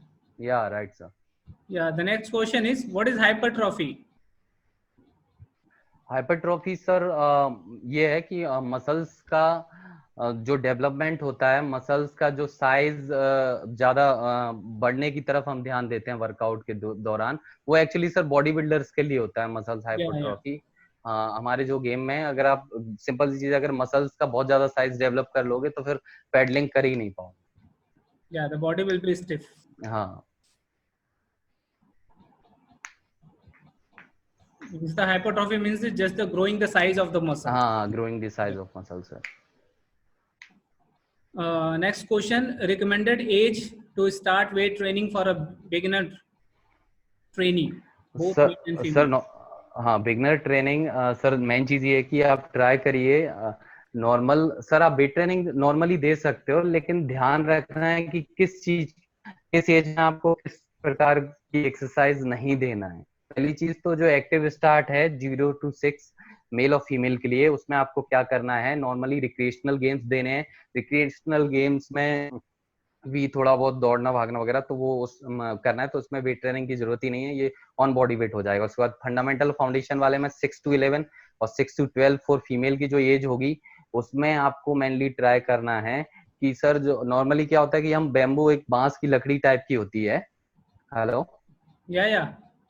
हाँ सर, जो बांस की लकड़ी टाइप की होती है उसको आप यूज कर सकते हो 6 से 15 साल के बच्चे के लिए नॉर्मली, उससे वो सारी एक्सरसाइज वगैरह कर सकता है। लेकिन आप जो 15 साल के बाद आप वेट ट्रेनिंग वगैरह नॉर्मली दे सकते हैं। ट्राई करिए 15 से जो 20 साल के बच्चे हैं या 18 साल तक के बच्चे हैं, उन्हें स्पाइनल कॉर्ड की जो एक्सरसाइज होती हैं वो हैवी वेट्स के साथ ना दें, क्योंकि उसमें एक्चुअली जब स्पाइनल कॉर्ड के ऊपर वेट ज्यादा आता है तो इंजरी के ज्यादा चांसेस होते हैं। और मेरे हिसाब से सर जो लोअर बैक मसल्स है वो बहुत जरूरी है स्प्रिंट कैनोइंग स्प्रिंट एथलीट्स के लिए, Yeah. तो उसको थोड़ा सा हमें संभाल के ध्यान रखने की But जरूरत है। I will recommend up to 16 year. If you do on body weight exercise, that will be better. After right sir, 16 year, right. you can start with the weight. Yes sir, right sir. Yeah. And next question is, what is lactic acid? Sir lactic acid mainly तब release होता है जब हम कोई भी workout वगैरह करते हैं। ये एनारोबिक एक्टिविटीज वगैरह में या एरोबिक एक्टिविटीज वगैरह होती हैं उसके हिसाब से रिलीज होता है। जब मसल्स में फटिगनेस वगैरह आती है तो वो लैक्टिक एसिड, जब ऑक्सीजन की कमी हो जाती है तो वो फिर उसको आगे भर देता है। और लैक्टिक एसिड की वजह से ही हमारी बॉडी के अंदर जो लैक्टिक एसिड की वजह से ही हमारी बॉडी के अंदर क्रैम्प वगैरह आने स्टार्ट होते हैं। Yeah. जनरली जो एनारोबिक एक्टिविटीज होती हैं जो शॉर्टर ड्यूरेशन की होती हैं, जिसमें हम प्रॉपरली ऑक्सीजन इनटेक नहीं कर पाते हैं, तो उस Yeah. वजह से फिर लैक्टिक एसिड रिलीज होता है।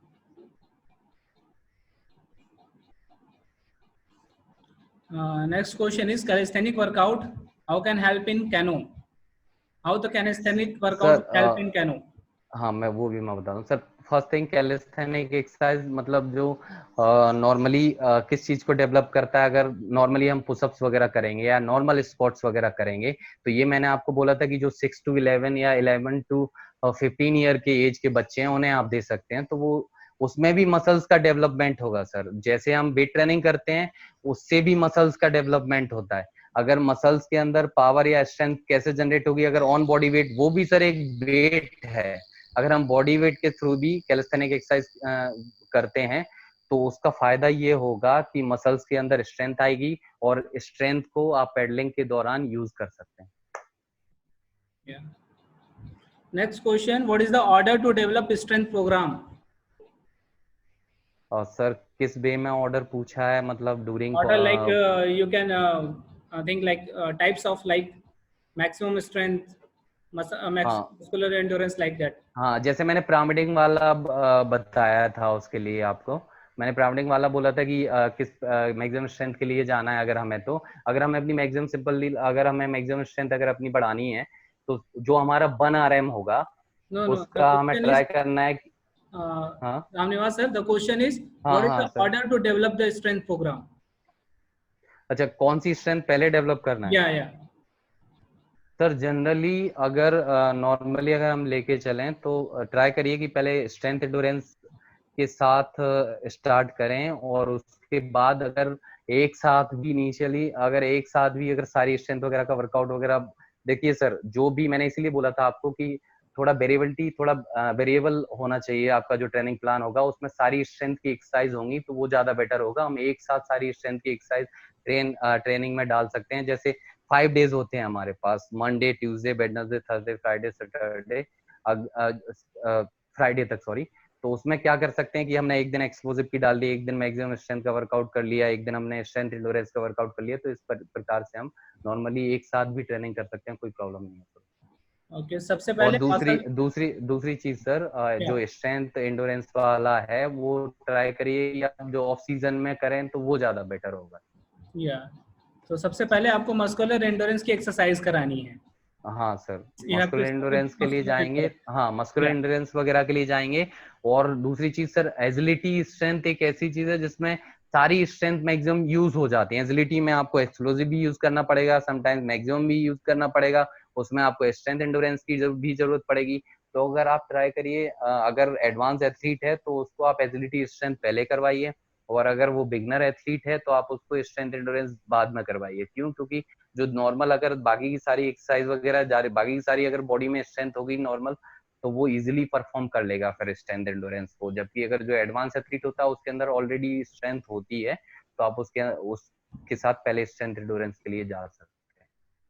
Yeah, the next question is, what is the workout for recruiting more motor unit in our prime mover for cano sprint? What is the sir workout for recruiting more motor unit in our prime mover for cano sprint? Sir motor units वगैरह बढ़ाने के लिए, मतलब मैंने जो अभी जो super sets method वगैरह का बोला, hello, Yeah, yeah. Super set method और मैंने जायंट मेथड्स का डिस्कशन किया था, वो ज्यादा हेल्पफुल होगा मोटर यूनिट्स वगैरह के लिए। और वो प्रॉपरली काइकिंग वो इवन हर गेम में डेवलप करने के लिए हेल्पफुल होता है, और वो मसल्स स्ट्रेंथ वगैरह के लिए ज्यादा हेल्पफुल होगा।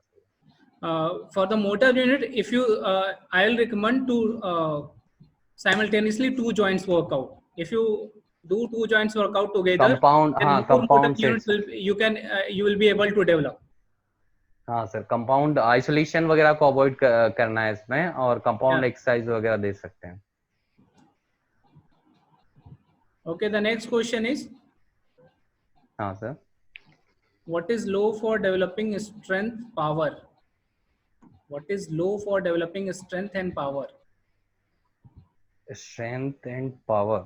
Developing, this is very big question. What is हाँ हाँ low for sir. developing strength and power? Developing tendon and ligament first. Developing stability strength second. So I request all the participants, please ask a small question. Okay, this reading is problem now. So he has asked, what is low for developing strength and power? Sir low for law है, या लो for मतलब He किस has प्रकार से written low. Workout The वगैरह? question is not clear, I think. Hmm. Yeah. बस normally अगर हम बात करें तो पावर मिक्सअप है स्ट्रेंथ और स्पीड का। तो आप स्पीड स्ट्रेंथ का अगर नॉर्मली वर्कआउट करेंगे, मैक्सिमम स्ट्रेंथ, और उसके बाद स्पीड का वर्कआउट करेंगे, तो आपका पावर जनरली बॉडी के अंदर जनरेट होगी ही होगी। एक्चुअली सर ये थोड़ा सा क्वेश्चन भी प्रॉपरली क्लियर नहीं Yeah, है। it is not written properly. Next हाँ। question. In training session, how much time is required for primary biochemical changes and for structure and functional changes in strength? Sir normally अगर आप timing की बात करें, ये depend करता है कि किस एज ग्रुप का प्लेयर है। ठीक है सर। अगर हम सिंपल सी चीज है, अगर जो बिगिनर एथलीट्स है, या एक्टिव स्टार्ट या फंडामेंटल फाउंडेशंस वाला एथलीट्स है, उसके लिए अगर हम 21 डेज या 1 मंथ भी लेंगे तो ठीक है। अब जनरली हम क्या करते हैं सर, कि जैसे हम 1 RM टेस्ट लेते हैं, हेलो, Yeah. हाँ ये थोड़ा सा मिसकंसेप्शन होता है लोगों का। जैसे हम 1 RM टेस्ट लेते हैं, तो उसमें Yeah. क्या होता है, 1 RM टेस्ट के बाद हम नेक्स्ट वीक जब 1 RM टेस्ट के हिसाब से वर्कआउट करते हैं, ठीक है सर। तो अगर सपोज करो कि किसी का 100 kg बेंच प्रेस है, और वो नेक्स्ट वीक उसका 90% कर रहा है, तो वो 90 kg कर रहा है। लेकिन उसके बाद भी वो जब 2 या 3 या 4 वीक के बाद भी वो वही 90 kg अपना उसका 90% समझता है, तो मैक्सिमम 1 मंथ लगता है स्ट्रेंथ को बढ़ने में। तो ट्राई करिए कि 1 RM टेस्ट कंटिन्यूसली 1 महीने बाद लेते रहिए, जिससे आपको मैक्सिमम स्ट्रेंथ का भी अंदाजा रहेगा, और उसके हिसाब से आप स्ट्रेंथ, आपको ये भी पता चलता रहेगा कि कितना बॉडी पोजीशन में या कितना मसल्स स्ट्रेंथ में चेंजेस आए हैं। Hello hello hello I'm audible? Hello hello Yeah, हाँ I'm सर, audible. Okay. हाँ हाँ sir. Okay. The next question is, what type of body personality for 200-meter and 500-meter athlete? Body personality sir, ये sir normally picnic या asthenic वगैरह की जो body picnic personalities वगैरह होती हैं, तो वो मुझे एक बार थोड़ा सा आप 200, एक मिनट सर, मैं ये क्वेश्चन देख रहा हूँ, what type of body personality for 200 meter and 500 meter. Sir simple सी चीज है, मैंने अभी इससे पहले भी इसी टाइप के क्वेश्चन का जवाब दिया था, जिनमें स्पीड इंडोरेंस ज्यादा होता है या फिर एक्सप्लोसिव हाईली स्पीड इंडोरेंस बोल रहा हूँ मैं, या जिनमें एक्सप्लोसिव स्ट्रेंथ या मैक्सिमम स्ट्रेंथ वगैरह या रिलेटिव स्ट्रेंथ वगैरह ये सब ज्यादा होती है, उन्हें आप बोलिए कि वो 200 मीटर या 500 मीटर के इवेंट्स करें, वो ज्यादा हेल्पफुल होंगे सर। ओके, मैं इसका रिप्लाई देना चाहूँगा। बॉडी हाँ सर। पर्सनैलिटी बेसिकली जो कैनो के लिए या फिर रोइंग के लिए जो बेस्ड ऑन द कीन एंथ्रोपोमेट्री डिसाइडेड है, वो 263 है। It means 2 endomorphy, 6 mesomorphy and 3 ectomorphy. So that अच्छा should be ectomorphic endomorph. So वो 200 मीटर या 500 मीटर के लिए suitable body type है. So you can consider as a body personality also. So you okay have sir. to develop like that. अगर किसी भी person का एंडोमॉर्फी ज्यादा है, तो आप उसको ट्रेनिंग के अकॉर्डिंग या फिर न्यूट्रिशन के अकॉर्डिंग आप उसको मेसोमॉर्फी की तरफ लेके जा सकते हैं। जैसा कि हमें पता है, जो कैनो स्प्रिंट की बॉडी टाइप होनी चाहिए वो एक्टोमॉर्फी इंडोमॉर्फी होनी चाहिए, एक्टोमॉर्फिक मेसोमॉर्फी। सो आपको उसी तरह की बॉडी टाइप्स डेवलप करनी है। ओके, हाँ सर। M I clear? हाँ हाँ sir. Okay, the next question is, how to transmit strength endurance to speed endurance? Sir simply strength endurance to speed endurance. अगर बॉडी के अंदर बॉडी के अंदर अगर स्ट्रेंथ एंडोरेंस होगा, तो उसको स्पीड एंडोरेंस में कन्वर्ट करने में ज्यादा हेल्पफुल होगा। पहली चीज तो स्ट्रेंथ एंडोरेंस अलग है और स्पीड एंडोरेंस अलग है। स्ट्रेंथ एंडोरेंस के लिए अलग से वर्कआउट होगा, स्पीड एंडोरेंस के लिए अलग से वर्कआउट होगा। तो आपको स्ट्रेंथ एंडोरेंस को स्पीड एंडोरेंस में चेंज नहीं करना है, स्पीड एंडोरेंस का अलग वर्कआउट करना है और स्ट्रेंथ एंडोरेंस का अलग वर्कआउट करना है। और स्पीड एंडोरेंस का और स्ट्रेंथ एंडोरेंस का वर्कआउट मैंने अभी स्लाइड्स में बताया था, और मैं अपनी ये पीपीटी भी शेयर कर दूंगा, तो उसमें आप देख सकते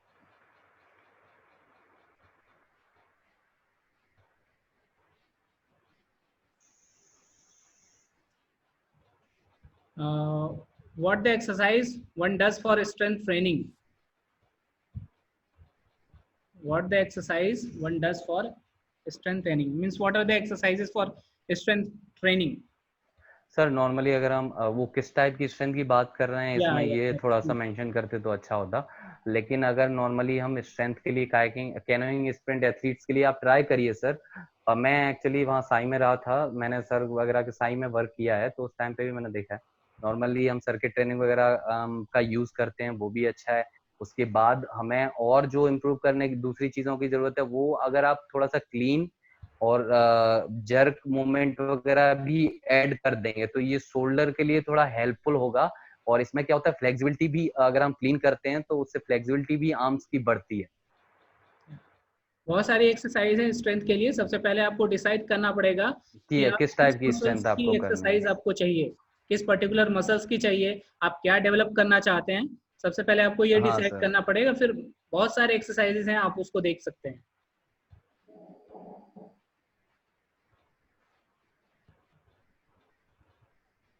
स्पेसिफिक संजीव लहकर सर का स्पेसिफिक क्वेश्चन बॉडी वो पर्सनालिटी। उन्होंने वो जो उसका आंसर दिया है, आई थिंक जो बॉडी पर्सनालिटी वगैरह पूछ रहे थे ना, या बॉडी टाइप पूछ रहे थे। Let me unmute Sanjeev Lahkar.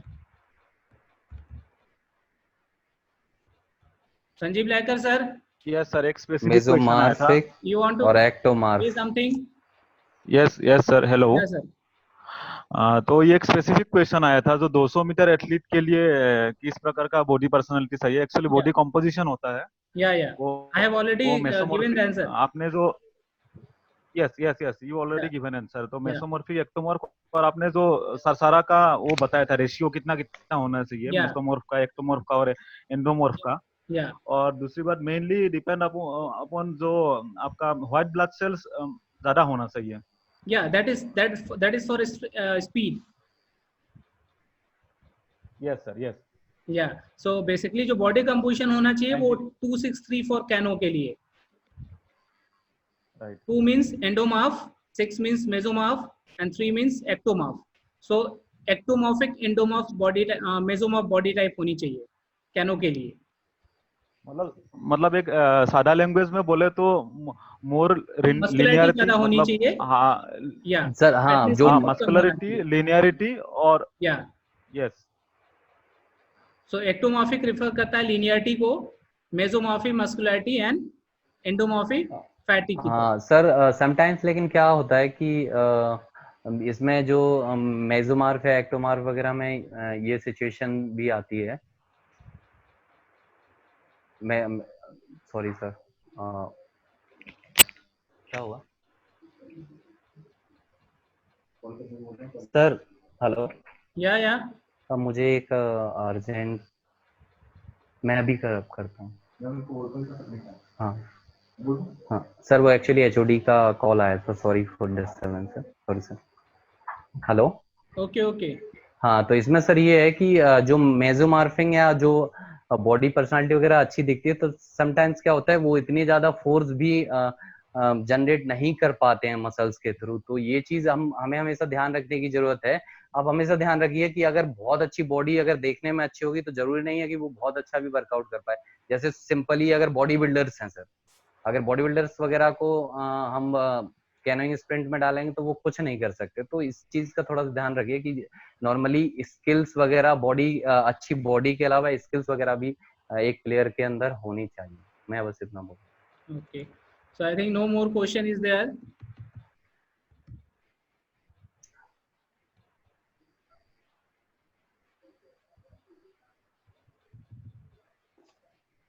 Bilquis ma'am. Yeah, I'm here. Yeah, okay. I would like to thanks to Ramnivas Gujjar sir. Thank you sir, आपको भी थैंक यू और You thank have you taken आपने a मुझे good मौका session दिया। and you have answered all the question. So I would like to invite Bilquis ma'am to just conclude this session. Please ma'am.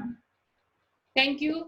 We are very thankful to Ram Nivasan, given his inputs on the given subject. The session and discussion was very fruitful. It is important that we must follow lay down training plans professionally. So it's why ये मेरे coaches हैं.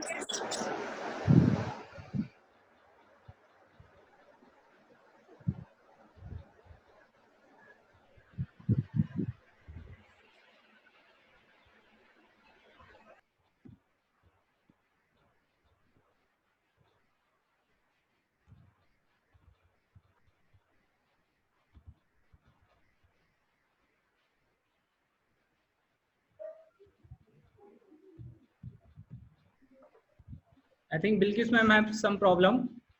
So Prashant Kushwaha sir is there. Sir.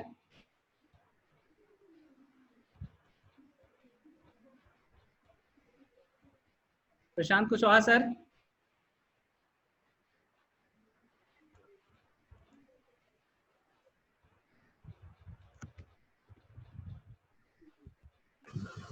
Yeah, good afternoon. Sir, Prashant Kushwaha sir. Yeah, I'm Prashant. Good afternoon. I'm audible? Yes sir, yes sir. Sir, you can put your view on this lecture. Good afternoon sir. Good afternoon. The lecture was very good and what I have told before also, जैसा मैंने पहले भी कहा था कि सिर्फ coach कुछ नहीं कर सकता, कोच के साथ जैसे रामनिवास जी हैं जो फिटनेस पे मेंटेन करेंगे ताकि कोच उनको बताए कि हमको फॉर एग्जांपल एक्स मसल पे वर्किंग चाहिए, तो रामनिवास जी उसका एक शेड्यूल बना के प्लान करके उस एक्स मसल की वर्किंग के हिसाब से फिजिकल ट्रेनिंग कराएंगे। हमें डॉक्टर विभा या जो भी हमारे न्यूट्रिशंस है कोच उनको कहेगा कि हमको साहब ये न्यूट्रिशन ये वर्कआउट दे रहे हैं, फॉर एग्जांपल लॉन्ग डिस्टेंस का दे रहे हैं या जो भी शॉर्ट डिस्टेंस का दे रहे हैं, तो उसके लिए हमको क्या फूड चाहिए, तो वो फूड की पूरी एक चेन बनेगी। प्लस तीसरा जो साइकोलॉजिस्ट और एक ऐड होगा कि वो साइकोलॉजी क्या ऐड करते हैं, ऐसे करके मसाजर प्लस फिजियोथेरेपिस्ट भी जो भी लेक्चर लेंगे, ये चारों लोगों की टीम बन के फिर उस प्लेयर पे काम होता है। जैसे मैंने पहले भी कहा था कि सिर्फ कोच की रिस्पॉन्सिबिलिटी नहीं है, लेकिन चूंकि हमारा सिस्टम और हमारा देश अभी उतना डेवलप नहीं है, लेकिन कोच अपने लेवल पे कर सकते हैं। जैसे रामनिवास जी हमारे साथ जुड़े हुए हैं, हर बार जब भी हम रिक्वेस्ट करते हैं आ जाते हैं, हमारे प्लेयर्स को बता देते हैं। इसी तरह कोचेस को अपने लेवल पे यूटिलाइज करके डाइट प्लान, उसका फिजिकल प्लान, उसका मूवमेंट प्लान, उसका सारी बच्चे की मेंटल बाकी चीजों पे वर्कआउट करना चाहिए। और मैं सर को भी थैंकफुल हूँ जो साई से हमको सपोर्ट कर रहे हैं।